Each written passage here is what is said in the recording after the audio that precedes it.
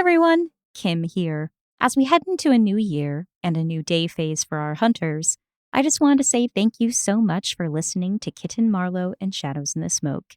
If you're enjoying the show so far, we'd be honored if you rated and reviewed us on your podcatcher of choice. It's a great and, more importantly, free way to help support the show.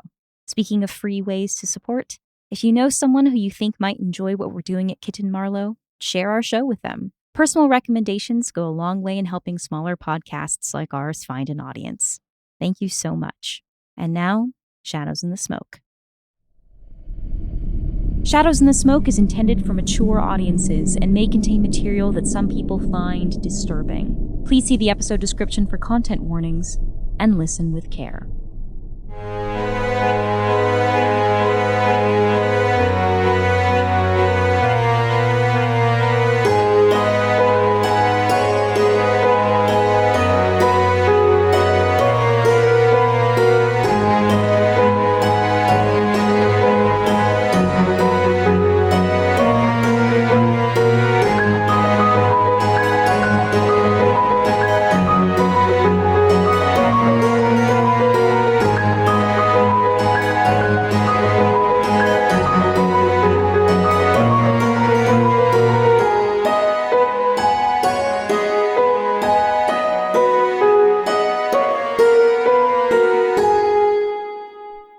Good morning, hunters. Before I truly begin the day phase, for indeed there is much to discuss, I'd like to begin with a bit of out-of-character bookkeeping, namely concerning the custom moves that were chosen by Miss Douglas and Miss the Narrow at the end of the last episode. Now, Cass, you and I have been talking, and you've decided to do something a little different with your custom move. You're holding off on it for right now, is that true? Yes, I am. I am trying to wait to see how a few things play out and how that might impact Ina as a person, and just want to wait and see what unfolds before I commit to a new move. Which is totally valid and perfectly encouraged by the materials. Taking the advancement just means that a custom move is on the table, but a custom move is a really important thing. It represents a major story beat for your character or a layer to the playbook that you'd specifically like to focus on. So it's totally valid if you want to hold off on it right now and see when it feels like the time is right to come up with and unveil that move. Miss Douglas, we did work on a custom move for you, but I believe we're going to see it in play later today. Yes, you'll get it with some context, and it'll be great. Fantastic. Let's proceed into the day. At the top of the day phase, if there are fewer than 3 active threats, I introduce a brand new one. Today is a little unique, considering both Mr. Lloyd and Mr. Hutchinson invoked their playbook-specific threats, so I do not have just one threat to introduce, but 2. Yay. Oh, good. We're overachievers. Oh, for sure. The first threat is called the Pinkerton. A man named Winslow Taggart called on Hargrave House looking for the American. Mr. Hutchinson was out at the time, and so Mr. Taggart said he would try again later. A cursory inquiry reveals that Mr. Taggart works for the Pinkerton National Detective Agency and that he has been hired to bring Mr. Hutchinson back to the United States. He's staying at the Langham Hotel on the West End. Mr. Hutchinson, a question for you. You know Taggart by reputation, ruthless and corrupt. What criminal scheme was he known to be involved in back home? This is a real thing the Pinkertons did, but they were hired to stop a bunch of train robberies, and the way they were going to find out who had been committing them was by leaving marked parcels, and then when the robbers took them, they would find the parcels and be like, hey, you took this from a train, you're under arrest. But that wasn't yielding any results, so instead the Pinkerton agency left them with a bunch of innocent people to be like, hey, hold on to these goods for us, and then raided their houses and were like, it's you! And so, completely planted evidence and then framed them. And Taggart was among that company. Oh dear. They did a bunch of bad stuff, man. They're awful. They are. And Mr. Hutchinson, you know that Taggart would not come all the way to London just to collect a bounty. If you can figure out what shady angle he's working on the side, you might be able to confront him with it and pressure him to give up on the bounty rather than risk being exposed to his employers. So this is an interesting threat in that this is the only way one can deal with Winslow Taggart. You can't buy him off, you can't kill him, You can only basically blackmail him and get him to leave. The Pinkerton has one single question associated with it, which is, what unsavory scheme is Taggart pursuing while he is in London? It is a complexity 4. And you resolve that threat by confronting Taggart with his shady dealings and convincing him to leave London. This is also when I tell you that after 5 night phases, Taggart becomes the servant of the mastermind and the threat can no longer be resolved. Not this again. Stop that. Not these timers. The next threat. Good Lord. The next threat is called the Coven. The Coven has arrived in London. They are here in the guise of a group performing seances and using spirit photography, calling itself the Royal Society for Esoteric Research. But you know the truth. They are very evil, very powerful, and very dangerous. Mr. Lloyd, you know the only reason the Coven would be in London is if they were close to finishing their grand ritual. What will this grand ritual do when complete, and why must Hargrave House put a stop to it? Well, we might get a little more into some of the specifics of it when we see a few more Masks of the Past, but basically the long and short of it is this ritual will kill Rabbit or put him in a state worse than death and use that act to drain magic from Fairy and grant it to some very evil men. Hargrave House, you do not know where the Coven is, but you do know where they've been. The homes of several prominent members of society, where they were guests before performing seances and tarot card readings at the homeowners' fetes. Those addresses are 14 Brompton Road, 6 Boscobel Place, and the Rutland Gardens Estate. There is one single question for the Coven, that being, when and where will the final step of the grand ritual take place? It is a complexity 6. And you resolve the threat by stopping the ritual and or destroying the Coven. If Hargrave House does not resolve the threat within 6 night phases, the Coven completes their terrible ritual and the threat can no longer be resolved. So I know what I'm tackling immediately. Yeah, we're not going to let that happen. This is stressful. I'm not done. There's too many things, Kim! Oh my God. Excuse me, I need a cigarette. First, a weather report. It has been raining in London, which is not unusual. London is an exceedingly rainy place. But the duration and the intensity of the rain is of note.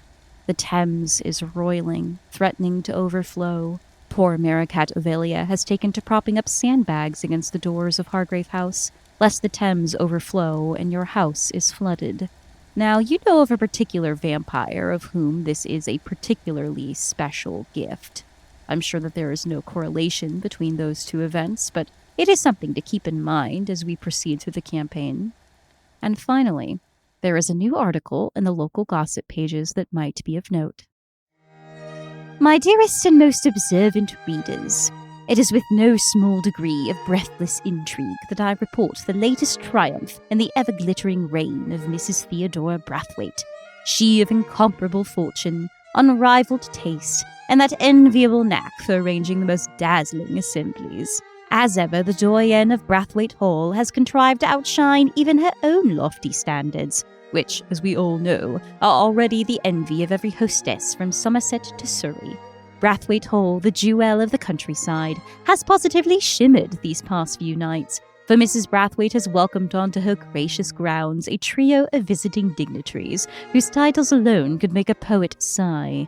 The Crimson Gentleman, the Ebon Marquis, and the Ashen Duke. Their true names remain shrouded beneath the elegance of foreign custom, though their presence has set every drawing room abuzz.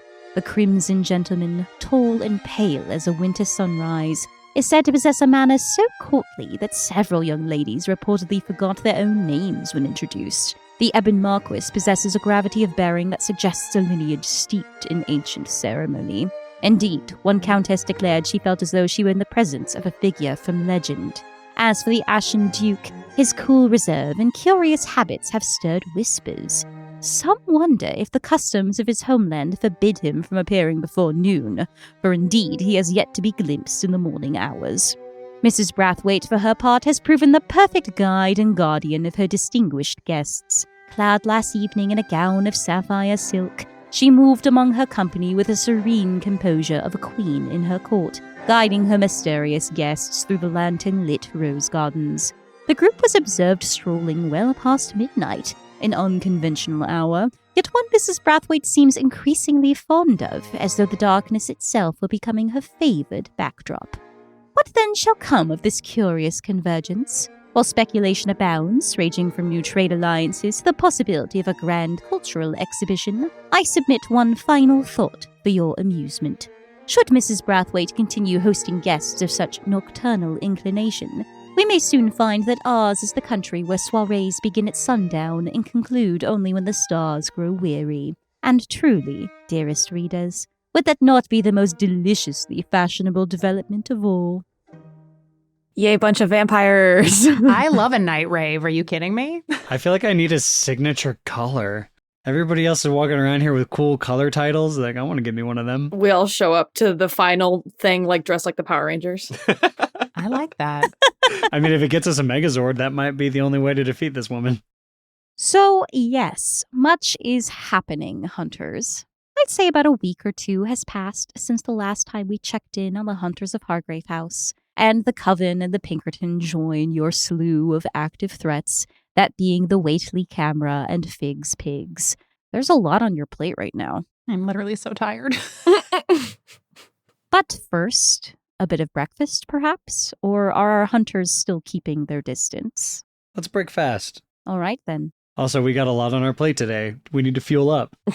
Yeah, right? You do, and there is potentially much to discuss. Ina is already at the breakfast table. She has a cup of coffee in a nice cup. She is working on a new embroidery piece and has that gossip column sat next to her. She's already read it. And she's just sewing and sipping her coffee very peacefully. She's not in a rush this morning. Hutchinson is usually among the first down for breakfast, but today he is still in his room fingering this letter and debating about whether or not to share it with his fellow hunters. Finally resolved, puts it on his bed, goes to a trunk that he keeps at the foot of it, unclasps it, and takes out a false bottom, below which is a small bundle of cloth, and he unravels that and pulls out an 1851 Navy Colt revolver with the word persecution etched into the barrel. Puts it into a holster under his jacket and makes his way downstairs for breakfast. Maisie swoops in and just takes a seat next to Ina. She's not really in a talking mood, but just wants company. Ina takes note of this, doesn't say anything, but just reaches over and gives her a very light pat on the shoulder. Maisie leans her head over, touches your shoulder with her head. Aw. Yeah, and I think they just sit there. Ina has patience aplenty, and if Maisie decides she wants to talk, she will. Otherwise, they just sit in a nice, amicable silence in this little picture. Maisie starts reading the little gossip column just next to you. Morning, ladies. Morning. Good morning, Beau. How are you? I've been better, truth told. I got some unfortunate news. Seems like something I gotta deal with. And I know we already have plenty to deal with. Well, she picks up her coffee cup and hands it to him. Get me a refill, will you? If I'm going to hear more bad news, I need a full, fresh cup. As you wish. I know you hate this question, but do you want help? Hutchinson takes the tureen of coffee, turns around and looks at her. I would be honored. Good. And fills Ina's cup. Rabbit comes down at this moment, enjoying the somewhat peaceful breakfast despite all the tension that's going on outside the house. Grabs himself a scone and a cup of tea and joins the others at the breakfast table. Been a spell since we've all been in the same room. Feels nice. There has been rather a lot going on, so I can understand that everyone's been off on their own exploits, if you will. It does seem sometimes like the world is trying to pull us apart. Well, that's a nice thing about a storm, right? Forces you indoors. It's honestly really nice to go swimming in the rain, but it's a bit much. Careful now, young lady. You'll catch your death out there. I'm gonna catch my death somewhere. This place is madness. Not for a good long while, you ain't. Well, I'd say we better start tending to some of these problems that we have, or death might be on our doorstep rather shortly. We're going to talk about the elephant in the room. Which elephant? I believe there are several. Hutchinson turns to Mr. Lloyd. You packing up? Not of my own accord, but yes, my time is coming to an end. I don't know how long I'll be gone for, but probably only a few months left here. At this, Maisie pulls away, goes to, stare out a window, wash some dishes, does not want to hear this. Can't say I blame you. Spent my whole life moving. Sometimes I feel like if I stop, I'll die. Well, in this instance, I'm afraid if I break my promise, someone else will die, possibly. There's honor in that. If I can offer you a bit of advice from an old hand. Gladly. I've come to terms with what it is you are capable of doing, and I'm calling myself impressed. But you always have such a goddamn English way about you. You're reserved and pent up, and it ain't natural. This whole country's shoving civilization down everybody's throat, and all it is doing is pruning nature. Nature has a way of going feral if it's kept bottled up too long. Unstop her the bottle before you head out of town. Leave your mark on this island.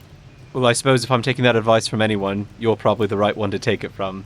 Just my 2 cents. Or 2 pence. Well, Rabbit, is there anything that we can do to aid you before you leave us?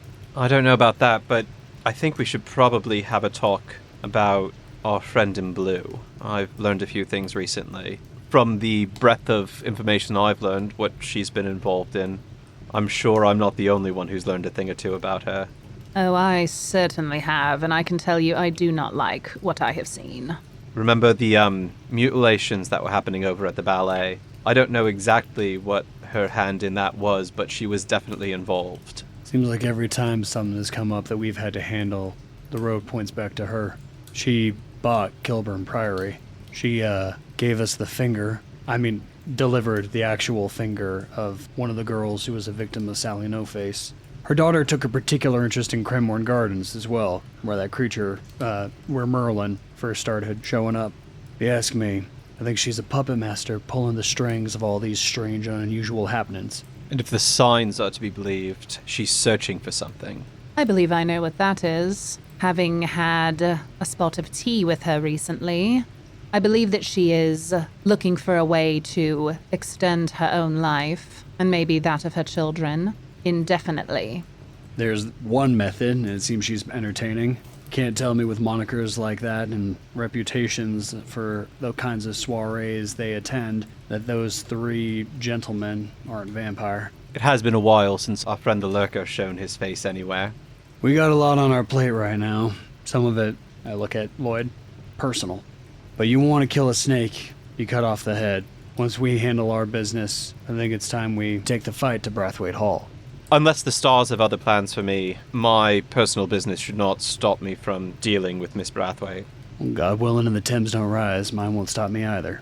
Although, keeps raining cats and dogs like this, I ain't sure how much time we got left with that particular moniker. Seeing as I've quit the ballet, I don't really have much going on at the time, so I'm happy to help with anyone else's issues, I suppose. Well, mine should be of a fairly simple nature. I knew once I started bandying about my real name, I ran the risk of drawing attention to myself. My folks back home have hired a man to take me there, willingly or no. However, I know this individual, Winslow Taggart, scum at the bottom of my boot, and he wouldn't have made the trek if there weren't something else in it for him to gain. All I gotta do is find out what that is. He'll go running home without a peep. Well, if you've got no other plans today, Maisie, we could work a bit more on your lessons. Yeah, no, I'd love that. Miss De Niro. Well, obviously we can't have you being whisked back off to the States, seeing as I have some rather specific plans for you, so I would be happy to lend a hand in finding out where this Mr. Taggart is doing his business. What specific plans do you have? Ina just kind of smiles to herself and gives Maisie a conspiratorial wink. We'll tell you when you're older. Ina, you have to tell me now. Ina takes in Maisie's very dramatic response to this, and instead of answering her, just reaches over and takes one of Mr. John's hands and kind of just fiddles with it a little bit, but is looking at Maisie the whole time. Maisie's doing what I'm doing right now. It's just not words. It's just hand movements and no words. Ina gives Augustus's hands a little squeeze and then just kind of chuckles, but is still just looking at Maisie, absolutely enjoying the rise that she is getting out of Maisie from this. Oh, goodness. Maisie does calm down a little bit and makes pointed eye contact with Mr. Hutchinson. Eyes widen ever so slightly. Well, now that we've addressed all the elephants we need to.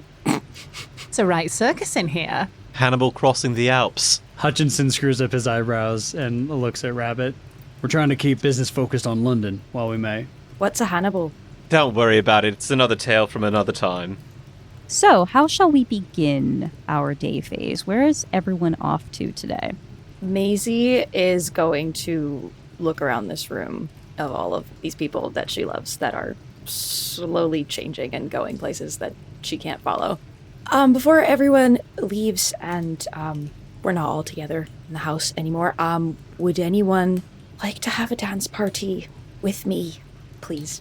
Hutchinson kind of screws up his face. Like, we just talked about all the things that we have to do right now. But then glances over at Ina, looks at Maisie. I'd love nothing more. I still need to teach you more steps before you leave. You're still atrocious at dancing. So it's more of a lesson than it is a party. Well, then, we can't have me going into high society with this one and embarrassing myself. You're absolutely right. This is of the utmost importance. And really, Ina, you need to be there to supervise so that it's appropriate for your needs. Be careful what you wish for. Ina sets her embroidery down and gets up and walks over to Maisie and kind of just stands behind her at the window and just rubs her arms in answer instead of saying anything. That's her yes. And Rabbit, I've never seen you dance, so I need to see that before you go. It's been a few years, but I think I still remember most of the steps. So it sounds like we're doing a group vulnerable scene. Yes. Yeah. Yeah. I think it's sweet. I think it's very sweet in this, the calm before the storm. It's going to be the only, nice little thing we get to do. Yeah, we're about to be stretched incredibly thin. Very possibly. And it's a good time to clear conditions for everyone. Absolutely. I will remind you all that as many hunters as would like to can participate in a vulnerable scene. You can just only do one per phase. So this is the vulnerable scene for all of you this day phase. During this vulnerable scene, the hunter whose vice is in play can speak freely about their past, should they choose to. Let's go to the ballroom, shall we? I love that. Let's go. I really like the idea of the instruments themselves just sitting on chairs and playing themselves. I love that. That feels appropriately spooky. Especially with, this room being so, touched by fae magic. Absolutely. I love that. That's some proper Haunted Mansion stuff. I didn't even know we had a ballroom. Oh, you weren't here the day that we came in here, right? And Rabbi gave us this really whole long story. And that's when Merkel came. Yeah, I was otherwise indisposed back then.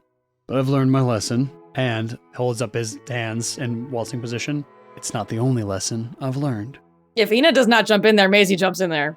I'm not jumping in there. It's not my lesson. Delightful. Yeah, Maisie takes your hand and starts leading you, but not is following, but is teaching you to lead by following, if that makes sense. Yeah, for sure. Rabbit proffers his elbow to Ina. Shall we? Ina takes it.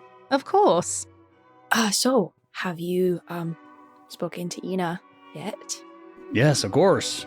About lots of things. Maisie just stares. Damn you and them harpoon eyes, girl. I don't know that I can. It's been so long since we've been operating as we have. There's not a natural way to bring it up. You have to tell her. What am I supposed to say? Anything is better than just turning into it in front of her and asking for help. Oh, you mean about that? What on earth do you think I am talking about? Doesn't matter. I don't know how to... I mean, you saw me. I nearly killed you. I would have given half the chance. I could take care of myself. And she can too. It's not that I'm worried about. Seeing me like that. You don't think it would change her opinion of me? Who could love a monster like that? Do you see me standing here? You're different. You also go through the change. With Ina... Is she always the same? She's never the same. I think that's your answer. I would it were that simple, girl.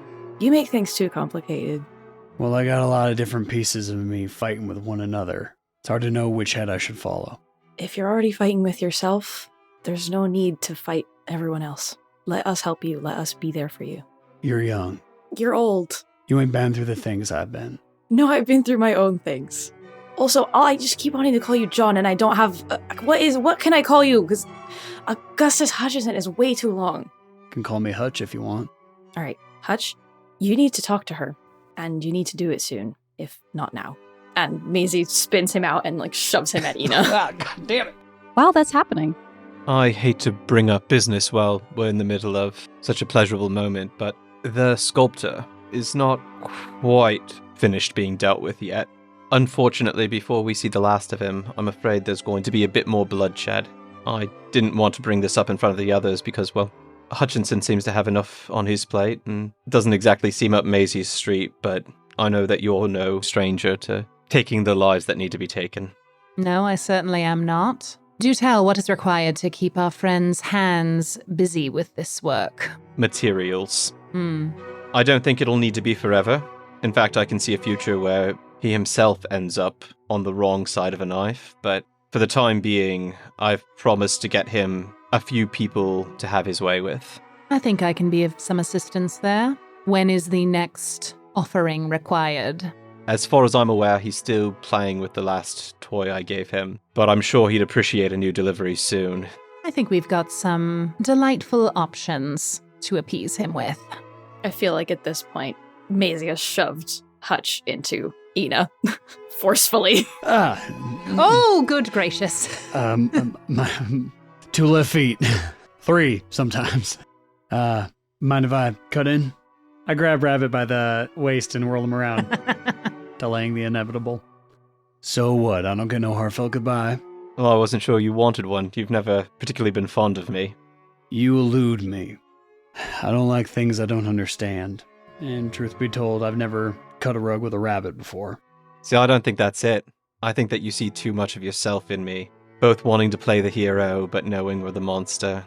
Both hiding parts of ourselves from the outside world. Afraid of what we might become. Dreams and nightmares. It's a matter of interpretation, ain't it? It is. But do you know what made me special? What? I'm good at stories. Not just telling them like you, but understanding them, using them. We all have parts to play, and like it as we might not, this is a story. And I will tell you one thing, and I hope you take this advice to heart. The difference between a hero and a monster is often what that monster decides to do. And if the monster ain't got no reason, no capacity for it, I mean. Well, in my experience, there are very few monsters that have absolutely no reason. Even the worst monsters can know when it's better to lay down. Hutchinson nods quietly to himself about that. Well, if you ask me, a hero might do the wrong thing for the right reason. You want to stop with that bottle of ink inside you. Write your own story. Even if it's a bloodbath, that don't mean it's a horror story. True enough. Most fairy tales are bloodbaths in their own rights. And cautionary tales for little kids. Not just for little kids. No, suppose not. Can't say I ever really understood you, but I respect the hell out of you. It's been a pleasure working alongside you. And with that, Rabbit spins Hutchinson back into the other 2 dancers. Miss Douglas and Miss Thanero. Ina! Yes, little Pearl, I can see you can barely keep your mouth closed around the words you want. What is he? Is he your boyfriend? What is this? What's going on? Darling, when you're as old as I am, relationships tend to transcend such banal titles. Did you kiss him? Have you kissed? I do so forget what it is like to be young and in love. Oh my god, are you in love with him? No, that's not what... Oh my god, Ina! Ina spins Maisie a couple of times under her hand and then tries to change the subject. How was your time at the ballet? I know you and Rabbit managed to take care of our friend there, but how was your time dancing upon the stage? It was bad. It was not good. Do you remember, Albertina, who I brought to the opera? Yes, she was a lovely girl. Yes, she was. I killed her during my audition. Ina's smile evaporates off of her face at this. Oh, little Pearl, I'm so sorry. Me too. And then I got, someone else almost killed by the sculptor, and then I quit. So I'm not part of the ballet anymore. Ina changes the position of their hands so they're wrapped around Maisie's shoulders, and Maisie has her hands on Ina's hips. Little Pearl, we all make mistakes, but the mistakes do not define us. I know. I've been trying to figure out exactly what I want, recently, seeing as every time I try to do something that I think is the right thing, it's the wrong thing. And I don't really know. Sometimes I think I should just go home now. I can't. I can't stay. I can't leave. You're all leaving. And I guess I just have to learn to be okay with not knowing, seeing as that is where I reside most of the time, in the not knowing. Being around as long as I have, not knowing is all there is to work with over a very long life. You won't ever know if a choice is fully right or fully wrong. All you can do is make it and embrace the consequences that come after. And if you don't like those, you try to do what you can to not make the same choice another time. I'm glad you're staying. I'm glad I'm staying too, little Pearl. Now go make out with your boyfriend, and I just shove her. We collide together. Oh. Well, hello. Good morning. Arm around her waist and grabs her free hand, pulls her close. She lets him lead. You ever get the feeling we're not much more than entertainment for those other two? Well, I can certainly say that our little interlude is entertaining to Maisie, at least, and I think she can probably use the distraction. Interlude. Here I was hoping for a full act. Play your cards right, and you might get the whole play. Was never really a hand at playing cards. Preferred dice. I know it doesn't really fit with the cowboy motif, but all the cards I ever got my hands on were doctored ahead of time, so never really trusted him. And, well, trust is a tricky thing. It certainly is. You imparting any pearls of wisdom to that one there? I know she's been down in the dumps of late. I've done my best. I've spent a lot of time imparting knowledge to mortals, and they are fickle beings, to be sure. Folly and ignorance, right? It's our common curse. It certainly is, and I have seen it play out over and over and over again. There's almost comfort in how repetitive it is. It's good to hear. Sometimes when you're looking at me, I feel like I gotta be perfect.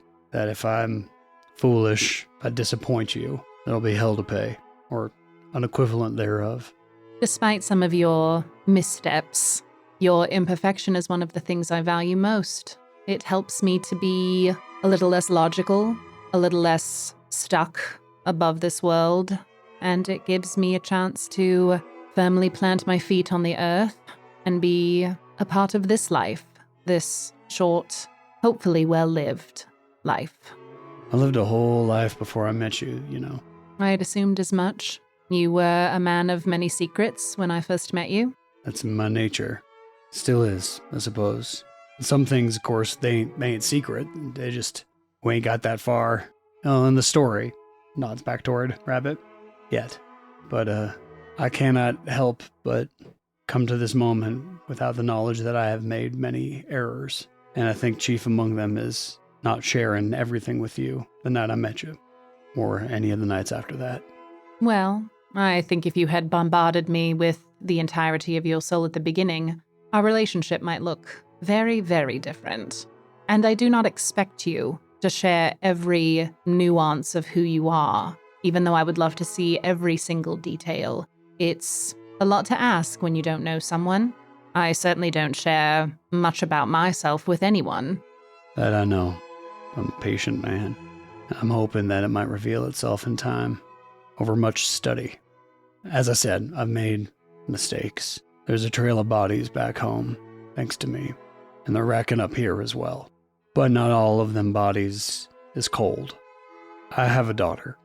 You know that I was married before, and she had a child, and I left her back in the States. In this letter I got from my folks, they're saying the money's all gone. They won't be able to care for her. I don't know what to do about that. Got responsibilities here. I have you. But she is my issue, and so she is my responsibility as well. I ain't going back in the shackles of no Pinkerton, but I may need to take another trip across the sea. And I made that voyage once before. Powerful only to do it by yourself. Ina stops them dancing. She reaches up and puts both of her hands on the side of his face. Maybe this time you won't have to do it alone. And she gets up on her tiptoes and kisses him very softly. He holds her. brings up his thumb and strokes her cheek as she pulls away. Miss Douglas and Mr. Lloyd. As soon as Maisie parts from Ina, she goes up to Rabbit and throws her arms around him in a big hug. Hello, love. Feeling any better? Yes and no. Sort of the motto of today. I think trying to stand on my own 2 feet and learn to deal with all the things that I've done intentionally or otherwise is harder than I thought. Well, once you figure out how to do that, you'll have to tell me, because I'm still a little unsure myself. Well, then maybe we can figure it out together before you go. Well, I'm happy to give you whatever tools I might be able to. Speaking of which, I've been thinking about your request. It's not a magic I'm particularly familiar with, but I think I've figured out a way that we can at least try to get you on that path. Happy to learn whatever you might know. I think we might need to go down to the Thames to do this properly. I'd ask if you were worried about getting wet in the rain, if I should bring an umbrella, but that seems like a pointless question. I think I'll be all right. It's hard to say goodbye, especially when you care about someone. But what I've learned is it's better to say goodbye while you still can, rather than having that regret hold over you when you can't anymore. Well, you're not leaving yet, so don't expect a goodbye just yet. Fair enough, Pet. If by this point the kiss has happened, I think Rabbit gives that a sidelong glance. Well, I think that might be our cue to cut out of here and give them a little bit of privacy. Maisie's holding it together by a thread. Yeah, no, that sounds like a good idea. We should go. Beautiful work, hunters. What a lovely sextet of scenes. That was really nice, you guys. So at the conclusion of a vulnerable scene, you may all clear conditions should you like to. Blood on my hands. Out damn spot. All right. Talking with Gus, I think I can clear the Master of Nightmares as I'm taking more control of my role in the story. Talking with Ina and with Rabbit a little bit, I think I can clear Dependent as I'm trying to step into my own power. And I think in talking with Maisie and Bo, I can clear the guilt of a god. Lovely. And now you all get to propose a clue for me for any of the active threats for Fig's Pigs, the Coven, the Pinkerton, or the Waitley camera. Maybe I noticed something on Ina left by Obert from our encounter. I mean, I've taken a shower in the last 2 weeks, and any bruises that I would have had probably evaporated instantly. Yeah. Maybe it's something in the movement, all this getting pushed back and forth, because I feel like he pushed. Oh, okay. I like that. Yeah. I like that. Because there was a lot of pushing. We were really shoving each other around. It was like love but angry. Okay, so a clue for the Fig family. Yeah. It could be like something you saw down in the Ooh, yeah. in the mock room. And the basement. Yeah. Maybe it's as simple as a collection of eyes. Ooh, wait, what about hands? I know we already have the skeleton hands, but what if in the shrine we had left hands? I made the comment about left feet. What if all of the hands are left-handed? I like it. I'm down with it. And still fleshy, like at the altar. Okay, fantastic. Oh, and Homegirl's missing her left arm. She wouldn't have used when she fed her arm to the babies. Like, I think this is something. Hortensia? Yeah. You're nasty for that. Please add that to your list of clues for the Fig family. We are at 5 clues for the Figs for anyone playing at home. While we leave Mr. Hutchinson and Miss Thanero in the ballroom, let's follow Mr. Lloyd and Miss Douglas. We cut to them having walked through the rainy streets of London, sodden and bedraggled, but neither of them looking particularly bothered by this, down to the banks of the Thames, where it is roiling and raging right now. I have a paint the scene here as you arrive on the bank of the Thames. This sudden change in weather has strengthened and empowered the spirit that calls the Thames home, the very own Lady Thames. As you look around the banks of the river, what signs do you see of her growing strength? Given that it's cold out, as the rain hits the banks of the Thames, it starts to stick and become icy. So we are starting to see little patches of white growing out from the water, reaching up the banks of the Thames. Being both the major navigational point and waste disposal point for London and many places beyond, there is often a bit of debris along the banks of the Thames. However, right now, they are perfectly clear. as though all that has been washed down out into the ocean. The water itself is running so forcefully, it has taken out all but 3 bridges, as if the Thames is breaking her chains. And while the weather doesn't encourage people to come and stand by the Thames, several passers-by have noticed that the rushing water seems to have voices in it. And more specifically, a singular voice that seems to call out from the banks. Right, so I know I've hammered this into you multiple times, but it's better to think of magic as an art rather than a science. I'm sure we could find some tome explaining how to do this, and it would have a list of instructions, only do it at night with a bit of fire and you have to drink blood or something to that effect. But that's not really how this works.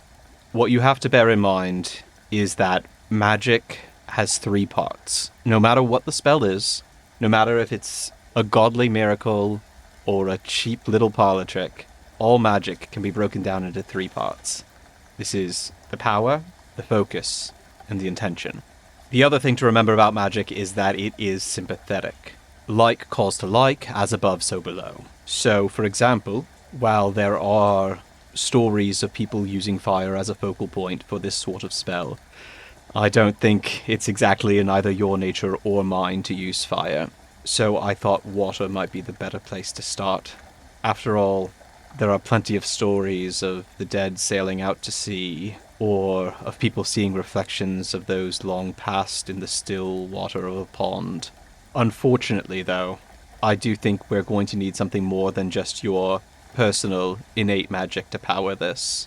And at that, Ket, who we have not seen for a second, he's back, everyone. Is he damp in the rain? He is damp, but weirdly, it almost seems to you know how some fluffy cats get scraggly when they're wet? Mm-hmm. It sort of just sleeks him out.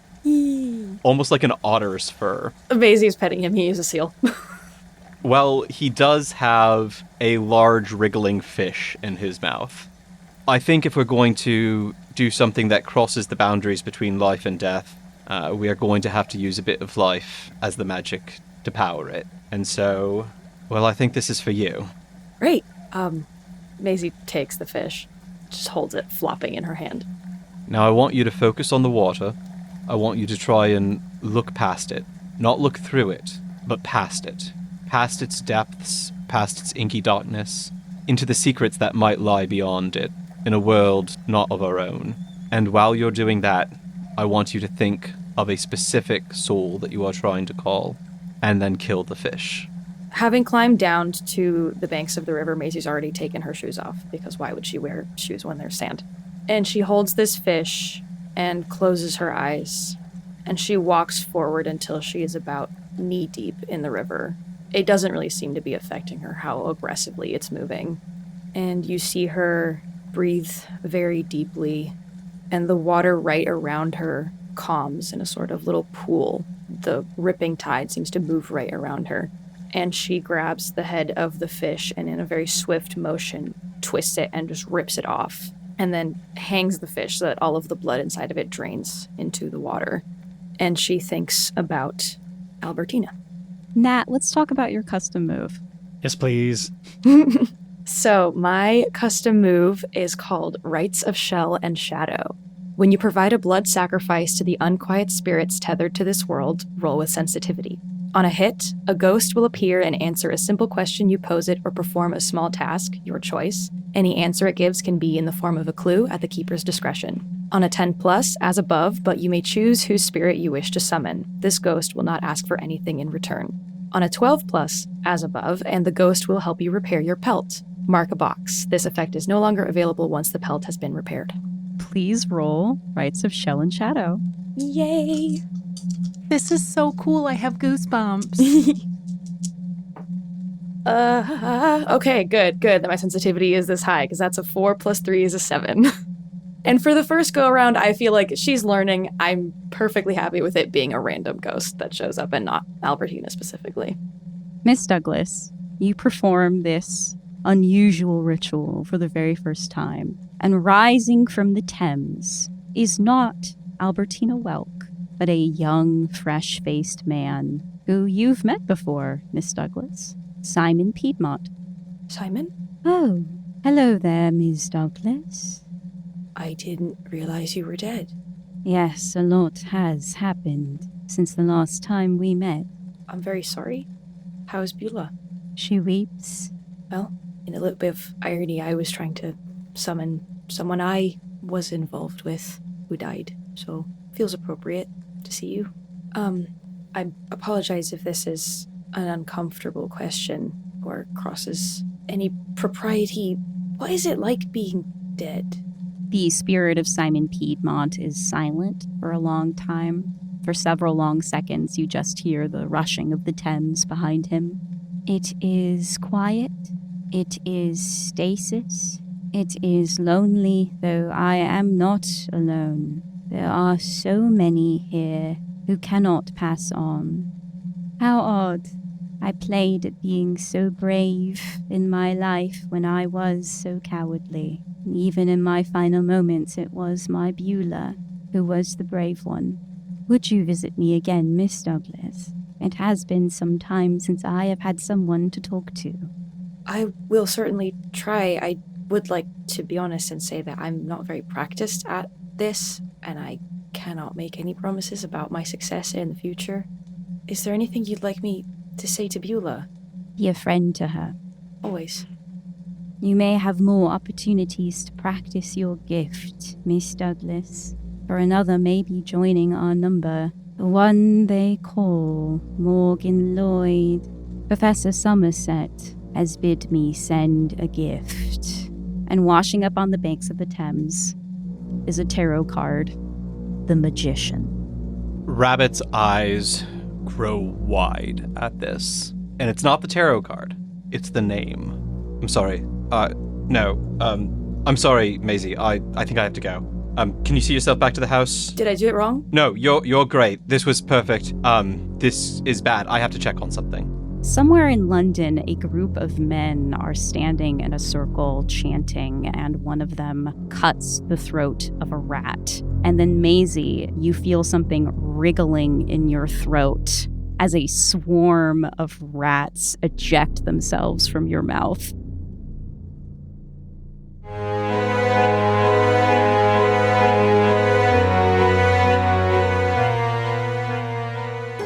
Shadows in the Smoke is a Kitten Marlowe production.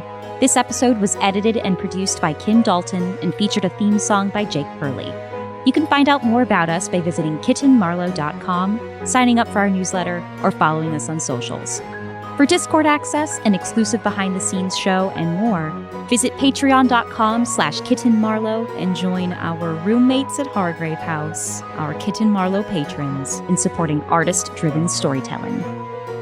Thanks for listening.